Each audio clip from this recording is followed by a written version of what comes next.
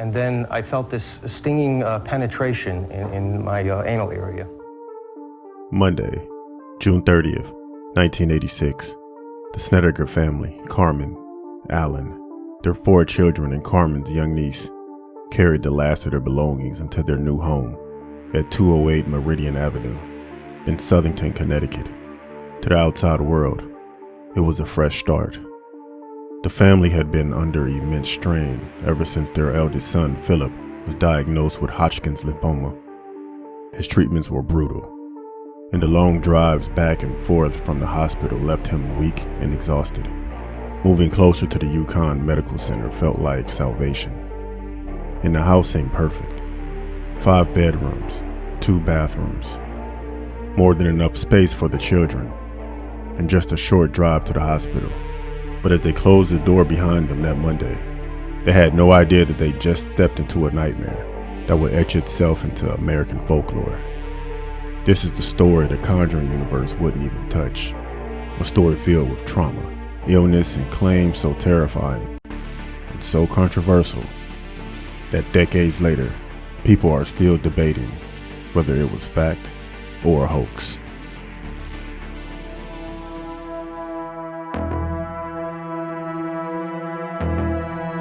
Nightmare Files.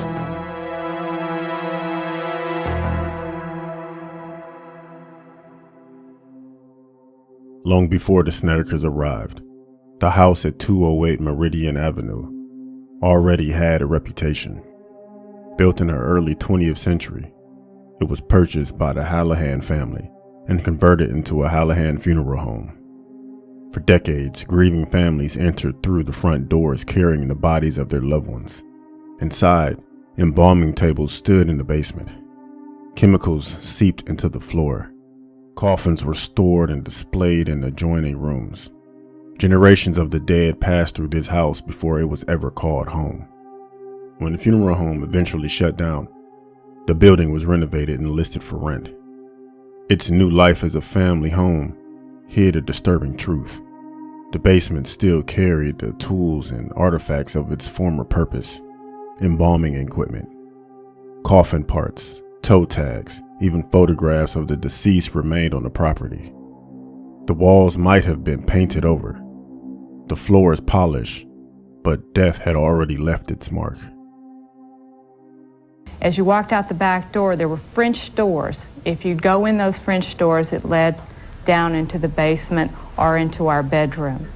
When you went into the basement, there was the morgue and where they prepared the bodies. The hoist went up into our bedroom above us. There was a blood tank to the right of the staircase. When the Snedekers moved in, the children quickly claimed their rooms. Arguments were minimal, the transition surprisingly smooth. Carmen felt relief, maybe. Finally, things were turning around. That relief ended when she explored the basement. Behind piles of boxes and dusty furniture, she found the evidence. Instruments used to prepare bodies, mortuary tags with names scrawled in fading ink. The stale chemical odor of embalming fluid still clung to the air. Most parents would have sealed the basement off, but her sons Philip and Bradley wanted it as their bedroom. The spacious casket display room was theirs now, just down the hall from the embalming chamber. At first, it was just strange, but soon it became terrifying. The covers would be pulling off the bed. There would be voices, a lot of scratching on the walls. The bed didn't always do it. It did it more in Aunt Carmen's room than anywhere, but it would like breathe, kind of like. Kelly, what did the operation look like? Did it? It you see didn't have full a form. person? It was just a black mass. Just a black man. Yeah. The activity began almost immediately. Philip was the first target. He told his mother about the man with long black hair who came to him at night. Sometimes he threatened him. Sometimes he simply whispered his name, always watching, always waiting. Then Carmen herself experienced it. While cleaning the kitchen floor, her mop water suddenly turned a deep blood red color. The smell was horrible, like rotting flesh, forcing her to gag. She later described it as the moment she realized something was horribly wrong with the house. The event escalated. Footsteps in the empty rooms, voices calling from the shadows, objects moving on their own. And then came the physical attacks. Unseen hands pulling at them in the night, scratching, shoving, and pinning them down. But the darkest accounts came from Carmen and her husband Alan, who claimed they were repeatedly attacked by invisible entities. To them, the haunting wasn't just spiritual, it was deeply, horrifyingly physical. I heard his name being called from the basement on the very first day in there. And he told me that. And I was concerned, knowing what was going on to his head and neck, that the medication, the treatments were causing him some mental... As the weeks turned into months, Philip's behavior unraveled. He became volatile, lashing out at his siblings with cruelty. He strapped his younger brother to a gurney and spun him until he screamed. He locked others inside chests and walked away as they begged for release. It was as though something in the basement was working through him, hollowing him out from the inside. The breaking point came when he violently attacked his cousin Tammy.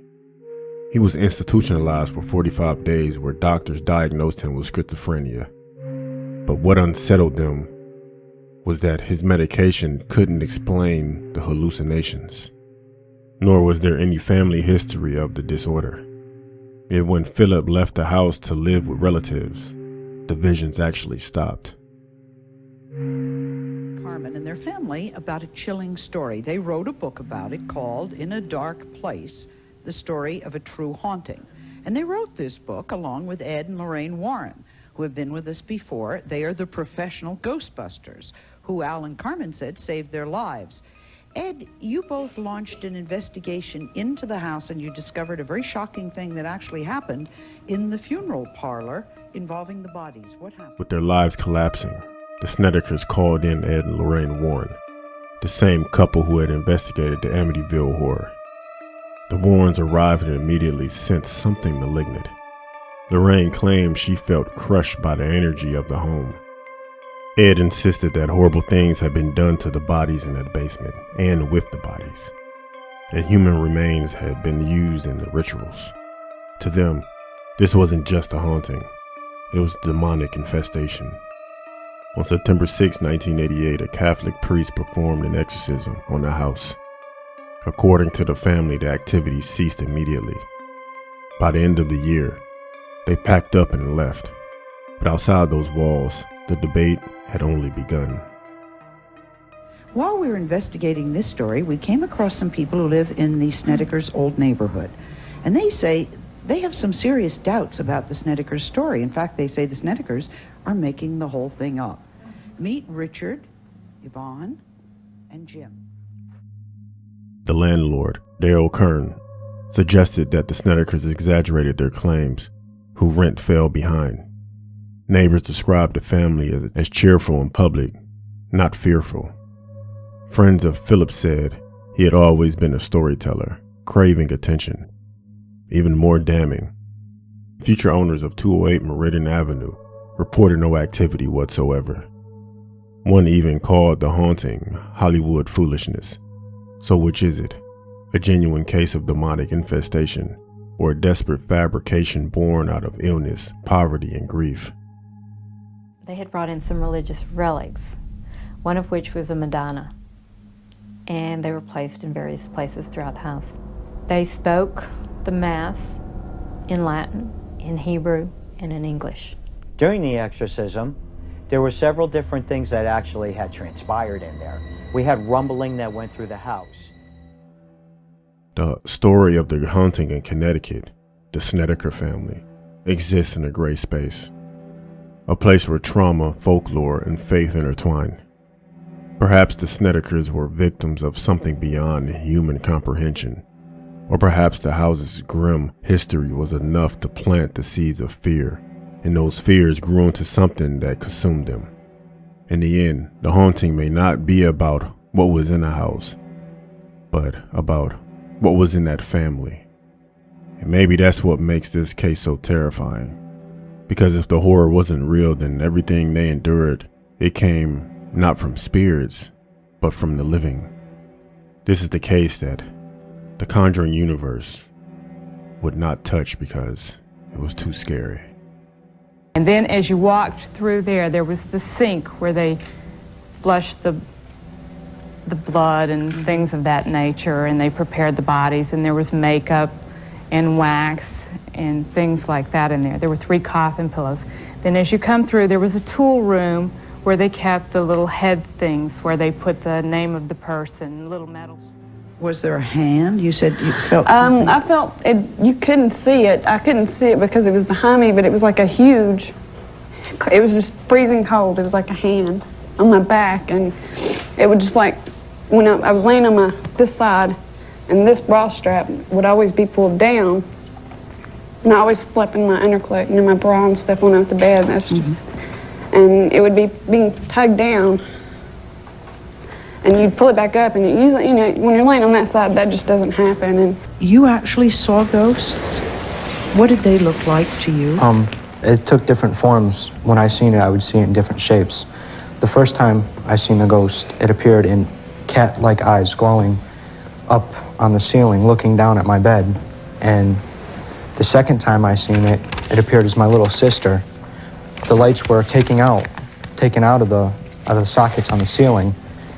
And I looked over, because they were flashing on and off, and there was no bulbs in there. And I looked over, and it looked like my sister, and she was laughing at it when she was flicking off the switch like that. And then I got up to go over to her, and she went running up the stairs. Now, this case is not as isolated as these 3 people would have us think. We have over 70 cases very similar to the Snedekers. And remember that the church was involved in this.